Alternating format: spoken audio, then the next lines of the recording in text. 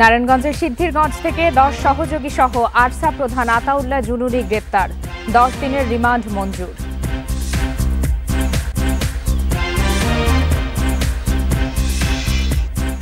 রাজনৈতিক দলের সঙ্গে ঐকমত্য কমিশনের আলোচনা শুরু বৃহস্পতিবার। প্রথম বৈঠক লিবারেল ডেমোক্রেটিক পার্টির সঙ্গে।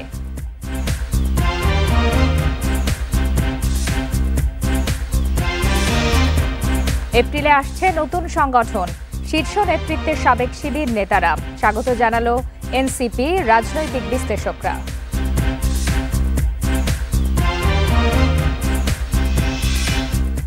হাসিনা পরিবারের 31 ব্যাংক হিসাবের 395 কোটি টাকা জব্দের নির্দেশ, দুদকের আবেদনে আদালতের সাড়া।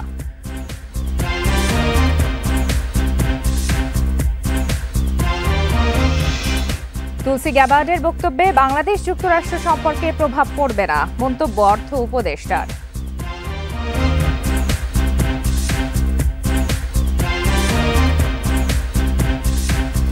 এই ঈদে জামা জুতো অ্যাক্সেসরিজের ডিসকাউন্ট। বিরতিহীন রাত 9টায় বাংলাদেশে আপনাদের সবাইকে আমন্ত্রণ। সাথে আছি আমি ফারহানা লোপা। এতক্ষণ শিরোনাম জানাচ্ছিলাম, এবার জানাবো বিস্তারিত। আরসার প্রধান আতাউল্লাহ আবু জুনুনি নারায়ণগঞ্জের সিদ্ধিরগঞ্জ থেকে গ্রেপ্তার হয়েছেন। সেখান থেকে তার 5 সহযোগী এবং ময়মনসিংহ থেকে আরও 4 জনকে আটক করা হয়েছে। 2 মামলায় তাদের 10 দিনের রিমান্ড মঞ্জুর করেছে আদালত। মঙ্গলবার বিকালে নারায়ণগঞ্জের সিনিয়র জুডিশিয়াল ম্যাজিস্ট্রেট আদালতের বিচারক মঈনুদ্দিন কাদির এই আদেশ দেন। গত 16 মার্চ মধ্যরাতে নারায়ণগঞ্জের সিদ্ধিরগঞ্জে অভিযান চালায় র্যাব। এ সময় আরসার প্রধান আতাউল্লাহ আবু জুনুনিকে 5 সহযোগী সহ গ্রেপ্তার করা হয়। পরে তাদের দেয়া তথ্যে ময়মনসিংহ থেকে গ্রেপ্তার করা হয় আরও 4 জন। পুলিশ বলছে তাদের কাছ থেকে 21 লাখ টাকা, দেশীয় অস্ত্র উদ্ধার করা হয়।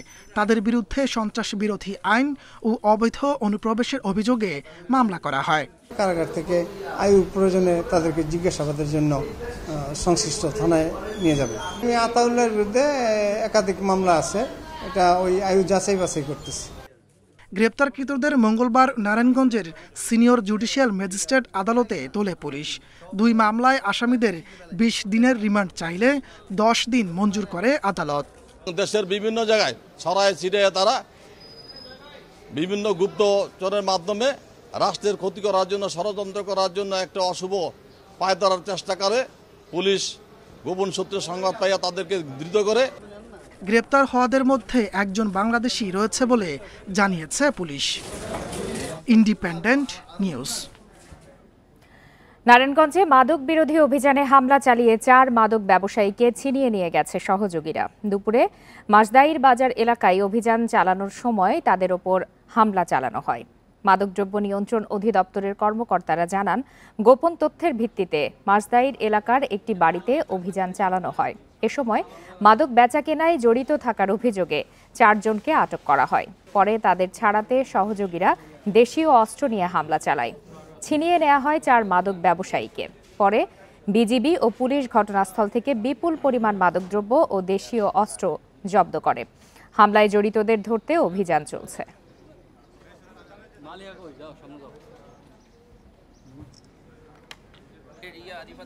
রোকিয়া স্কুলের সামনে আমরা একটি অভিযান পরিচালনা করেছি মাদকদ্রব্য নিয়ন্ত্রণ অধিদপ্তরের নেতৃত্বে। সেখানে আমরা দেখতে পেয়েছি যে এই পর্যন্ত প্রায় ইয়াবার গোড়া উদ্ধার হয়েছে, গাঁজা, ফেন্সিডিল, বিদেশি মদ আমরা উদ্ধার করেছি। এর পাশাপাশি দেশীয় অস্ত্রশস্ত্র আমরা উদ্ধার করেছি।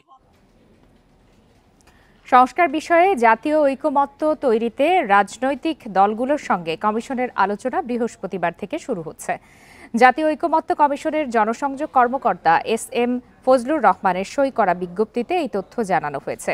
এতে বলা হয়, প্রথম পর্যায়ে বৃহস্পতিবার বিকাল 3টায় লিবারেল ডেমোক্রেটিক পার্টির সঙ্গে আলোচনার সময়সূচি নির্ধারণ করা হয়েছে। পর্যায়ক্রমে অন্যান্য দলগুলোর সঙ্গেও আলোচনার সময়সূচি ঘোষণা করা হবে। সংস্কার বিষয়ে জাতীয় ঐকমত্য গঠনের উদ্দেশ্যে অন্তর্বর্তী সরকারের প্রধান উপদেষ্টা অধ্যাপক ইউনূসের সভাপতিত্বে জাতীয় ঐকমত্য কমিশন গঠিত হয়েছে। গত 15 ফেব্রুয়ারি কমিশনের কার্যক্রম শুরু হয়। প্রথম পর্যায়ে গঠিত সংস্কার কমিশনগুলোর প্রতিবেদনে উল্লেখিত গুরুত্বপূর্ণ সুপারিশগুলোর ওপর রাজনৈতিক দলের সুনির্দিষ্ট মতামত 13 মার্চের মধ্যে জানাতে অনুরোধ করা হয়। এখন পর্যন্ত 15টি রাজনৈতিক দলের কাছ থেকে কমিশন মতামত পেয়েছে।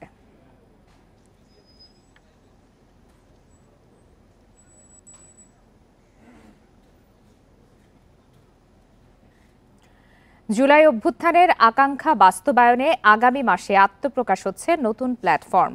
এটি আপাতত প্রেসার গ্রুপ হিসাবে কাজ করলেও ভবিষ্যতে গঠন করতে পারে রাজনৈতিক দল। সংগঠনটির শীর্ষ নেতৃত্বে সাবেক শিবির নেতারা থাকলেও এতে ফ্যাসিবাদ বিরোধী আন্দোলনে অংশ নেয়া সকল মতাদর্শের মানুষের অংশগ্রহণ থাকবে বলছেন উদ্যোক্তারা। একে স্বাগত জানাচ্ছে এনসিপি ও রাজনৈতিক বিশ্লেষকরা। জুলাই অভ্যুত্থান পরবর্তী সময়ে দেশের রাজনীতিতে যুক্ত হয়েছে বিভিন্ন দল ও সংগঠন। অভ্যুত্থানে নেতৃত্বদানকারীদের সমন্বয়ে 28 ফেব্রুয়ারি আত্মপ্রকাশ হয় জাতীয় নাগরিক পার্টির। এর এক মাস না যেতেই জুলাই অভ্যুত্থানের রাজনৈতিক ও সামাজিক শক্তির সমন্বয়ে আসছে নতুন প্ল্যাটফর্মের ঘোষণা।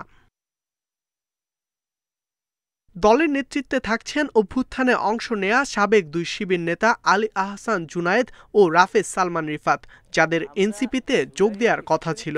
তারা বলছেন, জুলাইয়ের আকাঙ্ক্ষা বাস্তবায়নে যথাযথ গুরুত্ব দিচ্ছে না রাজনৈতিক দলগুলো। অভ্যুত্থানের উদ্দেশ্যকে অগ্রাধিকার দিয়ে রাজনৈতিক প্রেসার গ্রুপ হিসেবে কাজ করবে দলটি। যারা এনসিপিতে আছেন আমরা কিন্তু সহযোদ্ধা, একসাথেই লড়াই করেছে। আমাদের মধ্যে মতভিন্নতা থাকতে পারে, কিন্তু আমাদের মুখ দেখা দেখি বন্ধ, কথা বন্ধ, এরকম কিছু নেই। জুলাই কিন্তু এককভাবে কোনো দলের না, কোনো ডান বা কোনো বাম এরকম না, বরং জুলাই সবার। সেই ধারণাটাকে আমরা আপহোল্ড করতে চাই এবং সবার মধ্যে সেই ওনারশিপটা যে আছে এইটাকে নিয়ে আমরা কাজ করতে চাই। সামাজিক সংগঠন হিসেবে আত্মপ্রকাশ এপ্রিলের শেষ দিকে। ভবিষ্যতে রাজনীতির সম্ভাবনার কথা জানালেও আসন্ন নির্বাচনের পরিকল্পনা নেই তাদের। এদিকে নতুন শক্তিকে শুভকামনা জানাচ্ছে এনসিপি। আমরা সবাইকে স্বাগত জানাই, কারণ আমরা তো এমন সমাজে দেখতে চাই যে একটা গণতান্ত্রিক সমাজ। এখানে বহুমত বহুপথ থাকবে, ভিন্নমত থাকবে, প্রত্যেকে তার লক্ষ্য উদ্দেশ্য ইশতেহার জনগণের সামনে উপস্থাপন করবে। জনগণ সিদ্ধান্ত নেবে কাকে গ্রহণ করবে, কাকে গ্রহণ করবে না। প্রাথমিকভাবে প্ল্যাটফর্মটির লক্ষ্যকে ইতিবাচকভাবেই দেখছেন বিশ্লেষকরা।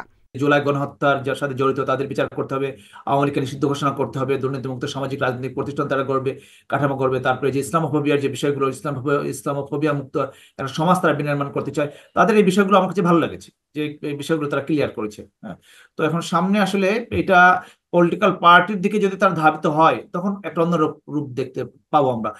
তবে রাজনীতির মাঠে নামলে এনসিপি ও নতুন দলের সম্পর্ক কেমন হয় তা দেখার অপেক্ষা। ইকরামুল কবির, ইন্ডিপেন্ডেন্ট নিউজ, ঢাকা। জনগণের সরকার প্রতিষ্ঠা করতে সবাইকে ঐক্যবদ্ধ থাকতে হবে বলে মন্তব্য করেছেন বিএনপি নেতারা। তারা বলেছেন, ফ্যাসিবাদ যেন মাথাচাড়া না দিতে পারে সেজন্য সবাইকে সজাগ থাকতে হবে। মঙ্গলবার দুপুরে টিএসসিতে ছাত্রদলের হিফজুল কোরআন ও কোরআন তিলাওয়াত প্রতিযোগিতার পুরস্কার বিতরণী অনুষ্ঠানে তারা এসব কথা বলেন।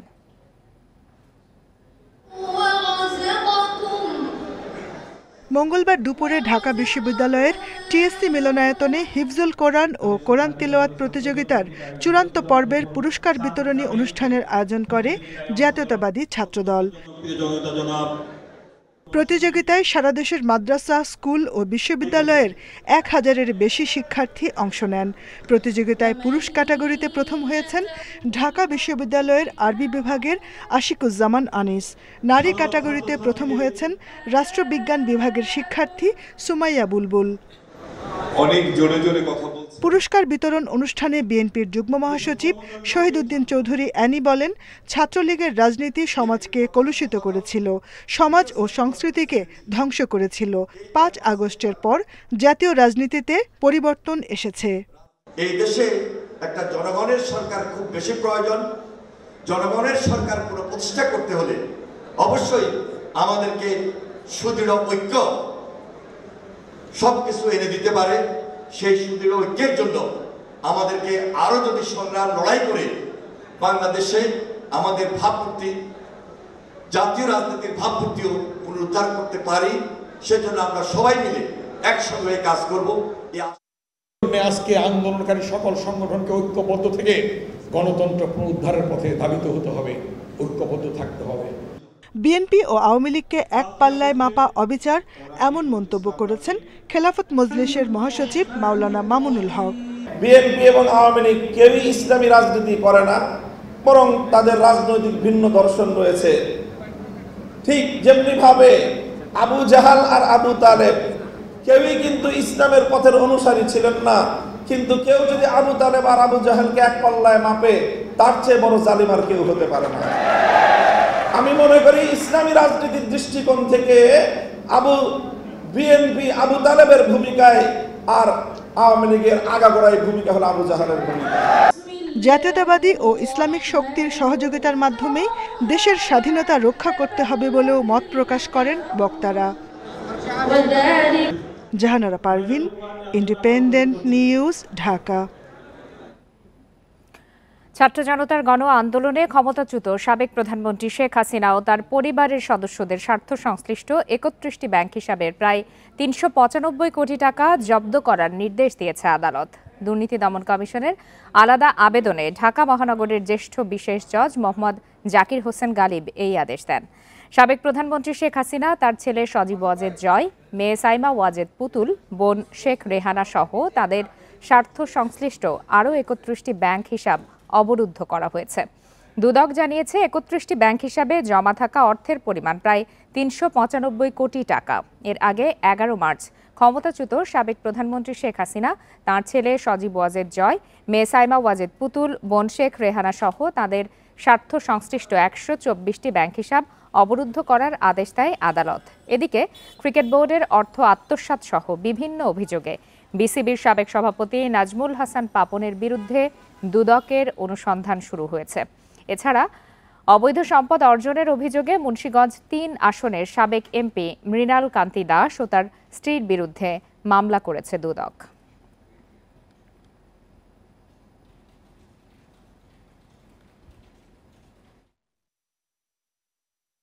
মার্কিন ন্যাশনাল ইন্টেলিজেন্সের প্রধান কর্মকর্তা তুলসি গ্যাবার্ডের মন্তব্যে বাংলাদেশের সাথে দ্বিপাক্ষিক সম্পর্কে প্রভাব পড়বে না বলে জানিয়েছেন অর্থ উপদেষ্টা। এদিকে দেশের সংখ্যালঘু নির্যাতন নিয়ে বিদেশিরা যেভাবে বলছেন সেই মাত্রায় নেই বলে দাবি ধর্ম উপদেষ্টার। দুপুরে সচিবালয়ে 2 উপদেষ্টা সাংবাদিকদের একথা জানান। ভারত সফররত মার্কিন ন্যাশনাল ইন্টেলিজেন্সের প্রধান কর্মকর্তা তুলসি গ্যাবার্ড সোমবার দেশটির সংবাদ মাধ্যম এনডিটিভিকে বলেন, ধর্মীয় সংখ্যালঘুদের ওপর নিপীড়ন নির্যাতন মার্কিন সরকার ও ট্রাম্প প্রশাসনের প্রধান উদ্বেগের বিষয় হয়ে দাঁড়িয়েছে। বাংলাদেশে ইসলামী চরমপন্থা মাথাচাড়া দিতে পারে বলেও উদ্বেগ প্রকাশ করেন তিনি। তুলসি গ্যাবার্ডের এমন মন্তব্যে উদ্বেগ প্রকাশ করে অভিযোগ ভিত্তিহীন বলে জানায় প্রধান উপদেষ্টার কার্যালয়। তার এমন মন্তব্য বিভ্রান্তিকর এবং বাংলাদেশের ভাবমূর্তির জন্য ক্ষতিকর বলছে প্রধান উপদেষ্টার দপ্তর। মঙ্গলবার সচিবালয়ে এ নিয়ে সাংবাদিকদের সাথে কথা বলেন অর্থ উপদেষ্টা। বলেন, যুক্তরাষ্ট্রের গোয়েন্দা প্রধান যে মন্তব্য করেছেন তাতে যুক্তরাষ্ট্রের সাথে বাংলাদেশের অর্থনীতিতে বহুপাক্ষিক বা দ্বিপাক্ষিক সম্পর্কে প্রভাব পড়বে না। তুলসী গ্যাবার্ড যেরকম উত্তর দিয়েছে এবং সেটার প্রসঙ্গে অনেকে বলেছে, আপনাদের অনেক জানেন, সেটা বলছে এটা পেতে আমাদের কোনো ইস্যু নেই, তবে ওইসব মন্তব্যে আমাদের অর্থনৈতিক কোনো বহুপাক্ষিক সম্পর্ক বা দ্বিপাক্ষিক সম্পর্ক প্রভাব পড়বে না। এদিকে কিছু বিচ্ছিন্ন ঘটনা ঘটলেও বাংলাদেশে সংখ্যালঘু নির্যাতনের ঘটনা বিদেশিরা যেভাবে বলছেন সেই মাত্রায় নেই বলে দাবি করেন ধর্ম উপদেষ্টা। মঙ্গলবার সচিবালয়ে এক সংবাদ সম্মেলনে প্রশ্নের জবাবে উপদেষ্টা একথা বলেন। আমরা তো বারবার এটা অস্বীকার করে আসছি যে এখানে পারসিকিউশন অফ মাইনরিটিস তারা বিদেশিরা যেভাবে বলছেন অথবা ফরেন মিডিয়া যেভাবে বলছেন সেই মাত্রায় নয়, কিছু বিচ্ছিন্ন ঘটনা তো আছেই, তারপরেও আমরা অত্যন্ত সজাগ রয়েছি। তিনি বলেন, বিভিন্ন জায়গায় যেসব ঘটনা ঘটেছে সেগুলোতে সিসি ক্যামেরার মাধ্যমে অপরাধী শনাক্ত করে আইনের আওতায় আনবে সরকার। ধন্যবাদ আপনাকে। ধন্যবাদ। Hasib Mahmud Shah, independent News, Dhaka. নতুন রাজনৈতিক দলের নিবন্ধন দেওয়ার জন্য নির্বাচন কমিশন ইসির গণবিজ্ঞপ্তি কেন অসাংবিধানিক নয় জানতে চেয়ে রুল জারি করেছে হাইকোর্ট। সকালে বিচারপতি মোহাম্মদ আকরাম হোসেন চৌধুরী ও বিচারপতি কে এম রাশেদুজ্জামান রাজার সমন্বয়ে গঠিত হাইকোর্ট বেঞ্চ এই রুল দেয়। রিটকারীর দাবি, ইসির রাজনৈতিক দলের সংজ্ঞা সংবিধানের সাথে সাংঘর্ষিক। নতুন রাজনৈতিক দলের নিবন্ধনের জন্য নির্বাচন কমিশন গণবিজ্ঞপ্তি দিয়ে 20 এপ্রিলের মধ্যে আবেদন আহ্বান করে। গণপ্রতিনিধিত্ব আদেশ অনুযায়ী নতুন কোনো দলকে নিবন্ধন পেতে হলে 22 জেলায় ও 100 উপজেলায় অফিস ও কমিটি থাকতে হবে। প্রতি কমিটিতে থাকতে হবে অন্তত 200 তালিকাভুক্ত ভোটার। ইসির এই গণবিজ্ঞপ্তিকে চ্যালেঞ্জ করে হাইকোর্টে রিট করেন রাষ্ট্র সংস্কার আন্দোলনের প্রধান সমন্বয়ক ও আইনজীবী হাসনাত কাইয়ুম। এই রিটের পরিপ্রেক্ষিতে এই গণবিজ্ঞপ্তি কেন অবৈধ নয় জানতে চেয়ে রুল জারি করেছে হাইকোর্ট। আমাদের সংবিধানের যে রাজনৈতিক দলের মূল সংজ্ঞা, সেই সংজ্ঞার স্পিরিটের সাথেও এই গণবিজ্ঞপ্তি বা এই পুরনো আইনটা যায় না। আদি আমলের আইনে রাজনৈতিক দল নিবন্ধনের জন্য আহ্বান জানানো হয়েছে, সেই আইনে এই গণবিজ্ঞপ্তিটা কেন অবৈধ ঘোষণা হবে না, এই মর্মে একটা রুল জারি হয়েছে আজকে। রিটকারীর যুক্তিতে বলা হয়েছে, আরপিও অনুযায়ী পার্বত্য অঞ্চলে কেউ রাজনৈতিক দল গঠন করতে চাইলে সম্ভব হবে না। তাছাড়া নির্বাচন সংস্কার কমিশন নিবন্ধন প্রক্রিয়া সহজ করতে যেসব প্রস্তাব দিয়েছে তা বাস্তবায়নের আগে এমন বিজ্ঞপ্তি উদ্দেশ্য প্রণোদিত। অবাঙালি জনগোষ্ঠী যারা পাহাড়ে বসবাস করে, তাদের এরিয়াটা হচ্ছে কনফাইন্ড 3টা ডিস্ট্রিক্টের মধ্যে এবং তারা 20টা উপজেলার মধ্যে বসবাস করে। আপনি যখন এদেরকে বলবেন যে আপনাকে আসলে 22টা উপজেলা আর জেলায় আর 100টা উপজেলায় কমিটি করতে হবে, তার মানে হচ্ছে আপনি এদেরকে বাংলাদেশে একদম এক্সক্লুড করে দিচ্ছেন, যে তাদেরকে কোনো রাজনৈতিক অধিকার এই বাংলাদেশেও দিচ্ছেন না। আরপিও সংশোধন করে 5% উপজেলায় ও 10% জেলায় কমিটি এবং 5000 সদস্য থাকলে নতুন রাজনৈতিক দলের নিবন্ধনের সুপারিশ করেছে নির্বাচন ব্যবস্থা সংস্কার কমিশন। Zahidul Bashar, Independent News, Dhaka. ছেলেকে কোচিংয়ে দিতে গিয়ে বাসের ধাক্কায় প্রাণ গেল বাবার। গুরুতর আহত ছেলে আশঙ্কাজনক অবস্থায় চিকিৎসাধীন। মঙ্গলবার সকালে রাজধানীর ড্যামরার মিরপাড়ায় এই ঘটনা ঘটে। ঘটনার পরই পালিয়ে যায় চালক, জব্দ করা যায়নি বাসটিও। এ ঘটনার পর সড়কের নিরাপত্তা নিয়ে ক্ষোভ জানান স্বজনরা।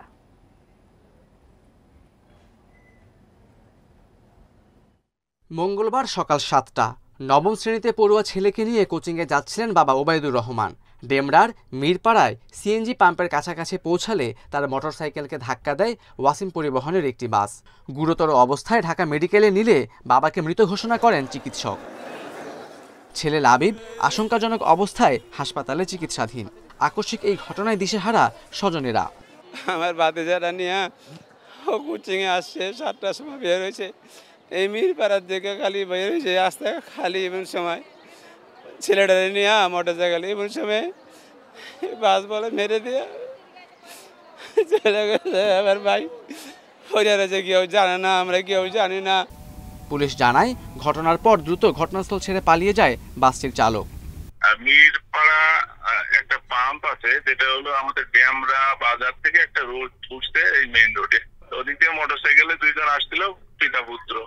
আর অসীম পরিবহনের বাসটা রামপুরার দিকে যেতে যে ঠিক ওই মোড়ে ওনারা 2 সাইডে খেয়াল না করে রাস্তার মধ্যে চলে আসছে, আর এদিক দিয়ে অসীম পরিবহনের বাসটাও দ্রুত গতিতে যাচ্ছে। পরে তাদের মুখোমুখি সংঘর্ষ হয়।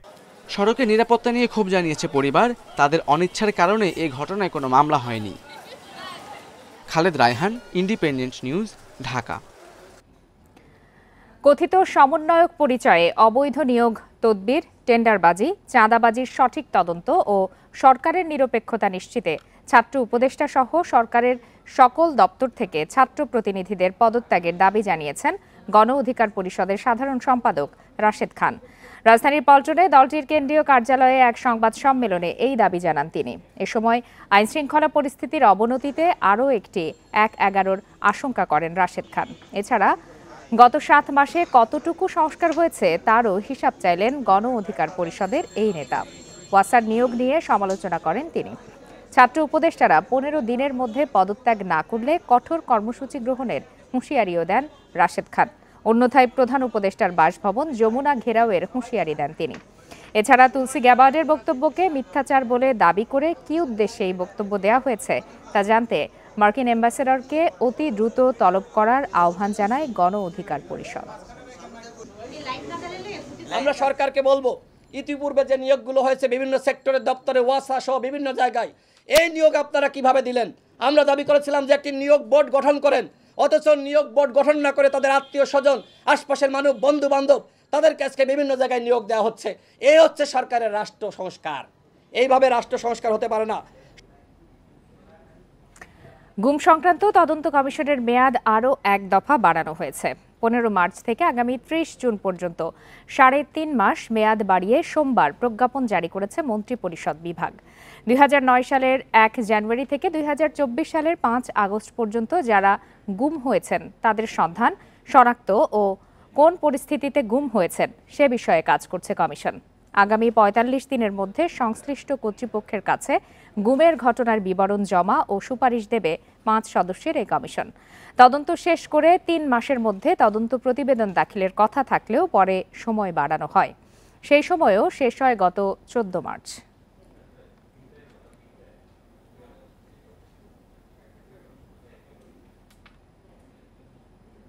সব শর্ত পূরণ করেও সৌদি আরবের পর্যাপ্ত ভিসা পাওয়া যায় না বলে অভিযোগ হজ এজেন্সি অ্যাসোসিয়েশন অব হাবের।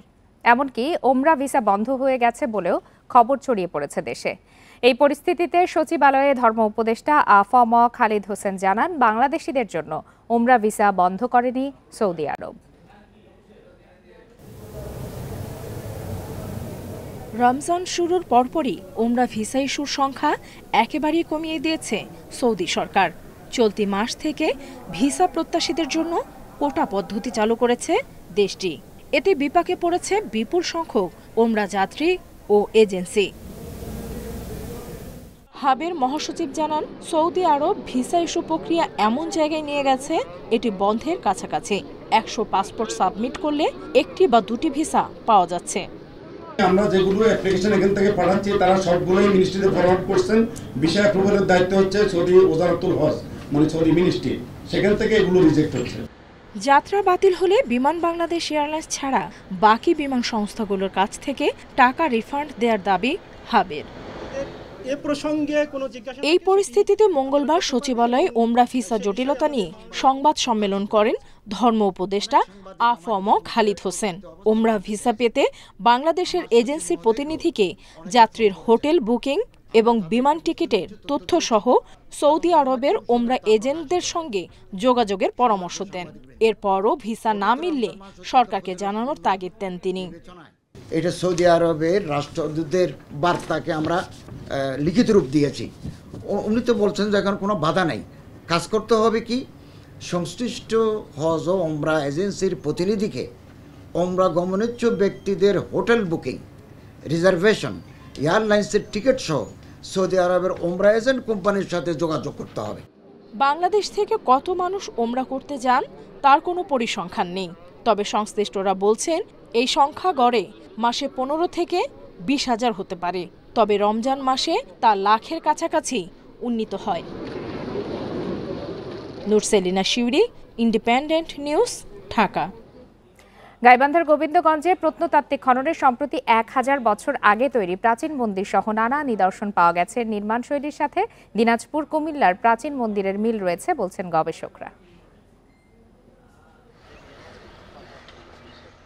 গোবিন্দগঞ্জে ডিসেম্বরে শুরু হওয়া খননের ধারাবাহিকতায় সম্প্রতি খোঁজ মেলে প্রত্নতাত্ত্বিক নিদর্শন সহ 2টি প্রাচীন মন্দিরের।